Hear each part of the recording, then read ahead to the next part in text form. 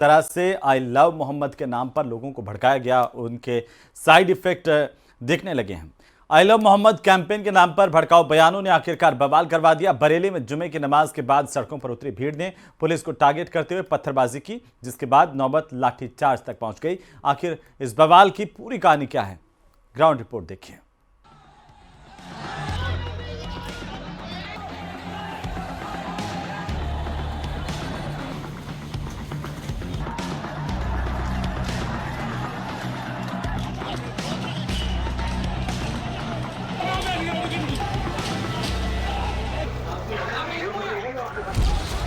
आखिर वही हुआ जिसका डर था। जिस तरह आई लव मोहम्मद के नाम पर लोगों को भड़काया गया, उसके साइड इफेक्ट दिखने लगे हैं।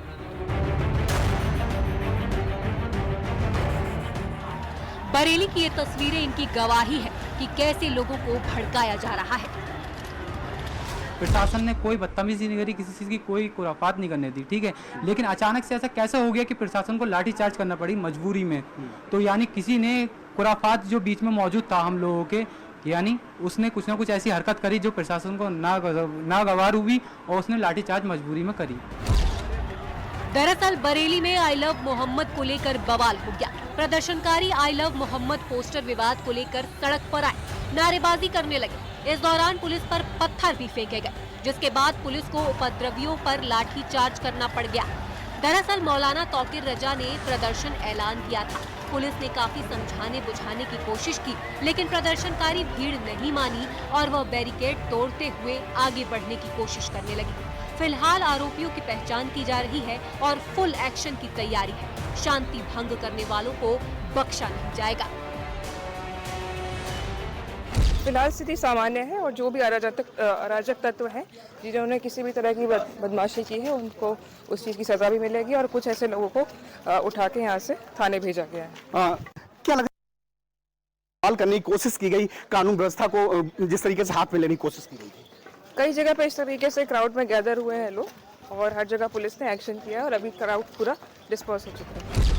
सूत्रों की माने तो इस बवाल का मुख्य खलनायक माना जा रहा है बरेली के कट्टरपंथी मौलाना तौकीर रजा को, जिसने आई लव मोहम्मद विवाद को लेकर जुमे की नमाज के बाद प्रदर्शन का ऐलान किया था। हालांकि बाद में उसने राष्ट्रपति को शिकायत भेजने की बात कहते हुए प्रदर्शन टाल दिया था और आज फिर यू टर्न ले लिया। मेरी जानकारी में आया है कि पुलिस और प्रशासन के साथ कुछ मुनाफिकीन और मुखबिरों ने मिलकर साजिश रचकर ये काम किया है। मैंने जो ऐलान किया था उसके मुताबिक अमल किया जाएगा। लेकिन कट्टरपंथी मौलाना की इस तकरीर के बाद फिर जुमे की नमाज के बाद भारी संख्या में मुसलमान आई लव मोहम्मद के बैनर पोस्टर लेकर निकले। आई लव मोहम्मद वाले नारे लगाए गए और इसके बाद पुलिस वालों को टारगेट करके पत्थरबाजी शुरू हो गई। बरेली में इस उपद्रव के वक्त न्यूज़ 18 की टीम ग्राउंड जीरो पर थी। इसी जगह पर आई लव मोहम्मद के हाथ में पोस्टर लेके नारेबाजी की जा रही थी। पुलिस काफ़ी देर से इन लोगों को देख रही थी, ये बताया जा रहा है। हालांकि उसके बाद पुलिस ने अनाउंस किया कि आप लोग हट जाइए, क्योंकि काफ़ी देर से प्रोटेस्ट यहाँ पर लोग कर रहे थे अपना। यहाँ पर देखिए चप्पल उसके बाद यहाँ पर इसलिए बिखरे क्योंकि लोगों को यहाँ से भगाया गया। उसके बाद पुलिस ने जब ये लोग यहाँ से नहीं जाने के लिए तैयार हुए, बेकाबू हो रहे थे, तो पुलिस ने उसके बाद यहाँ पर तुरंत ही लाठीचार्ज किया, क्योंकि वहाँ से लोगों को तितर बितर करना था। कुछ उपद्रवी उसमें ऐसे थे जिन्होंने पुलिस पार्टी पर पथराव कर दिया। पथराव देखिए यहाँ पर, उसके बाद पथराव के बाद पुलिस को लाठीचार्ज करना पड़ा। तो यहाँ पर आपको ये सारे जूते चप्पल दिखाई देगा और उसके बाद पुलिस पार्टी पर यहाँ को पीछे की तरफ, यहाँ की तरफ जो उपद्रवी थे वो यहाँ की तरफ आने लगे पुलिस पार्टी के पीछे पीछे। और वहाँ पर दिखाता हूँ मैं आपको, जहाँ पर बड़े बड़े ईंट पत्थर वहाँ पर फेंके गए थे पुलिस पर। और वो सब इसलिए क्योंकि ये देखिए, ये ईंट देखिए आप, इन ईंटों का इस्तेमाल किया गया था। ये ईंट कहाँ से आए? पुलिस पार्टी पर पथराव ये इन ईंटों से किया गया। ये देखिए इतने बड़े बड़े पत्थर लाने का मकसद क्या था? ये पत्थर कहाँ से आए? इतने बड़े बड़े पत्थर आए हैं। कैसे शांति का संदेश हिंसा में बदल गया? क्या है इसके पीछे की साजिश? क्यों और कौन खराब कर रहा है माहौल? इन तमाम सवालों के बीच फिलहाल बरेली में शांति कायम है। पुलिस पूरी मुस्तैदी से नजर बनाए हुए है। Bureau report, news 18।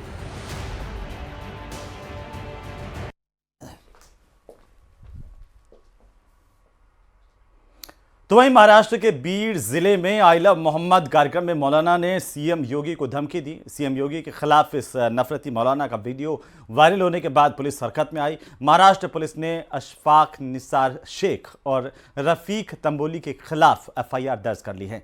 दोनों के खिलाफ भड़काने और माहौल को खराब करने की धाराओं के तहत मुकदमा दर्ज किया गया। रिपोर्ट देखिए।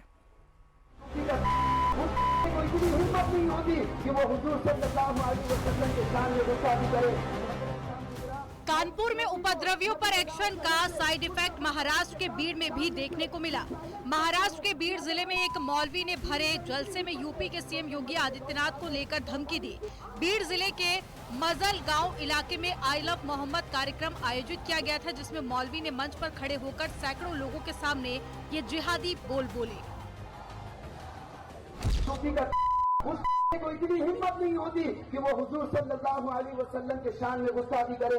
मोहतरम सामने कराम, मैं उस योगी को मजले गांव शहर से मुस्तफा मस्जिद के सामने से ये चैलेंज करता हूँ कि अगर तेरी अगर इतनी हिम्मत है तो तुम मजले गांव में आकर खाली सिर्फ और सिर्फ आका सल्लल्लाहु अलैहि वसल्लम के नाम के जो गुस्ताख है, जो गुस्ताखी कर जो आई लव मोहम्मद के नाम पर जो बैनर लगा रही है, अगर तू उन्हें अरेस्ट करेगा तो मैं कसम खुदा की मुस्तफा मस्जिद के सामने उसे चैलेंज करता हूँ कि तुम मजले गांव से हमारे साल भैया के ढाबे तक भी तू नहीं पहुंच पाएगा, कि तुझे उठाकर सीधा तुझे दिया जाएगा। महाराष्ट्र के मौलवी का वीडियो सोशल मीडिया पर वायरल होते ही सियासत तेज हो गई। सीएम योगी के खिलाफ ऐसी भाषा के इस्तेमाल पर यूपी के मौलानाओं ने कड़ी नाराजगी जताई।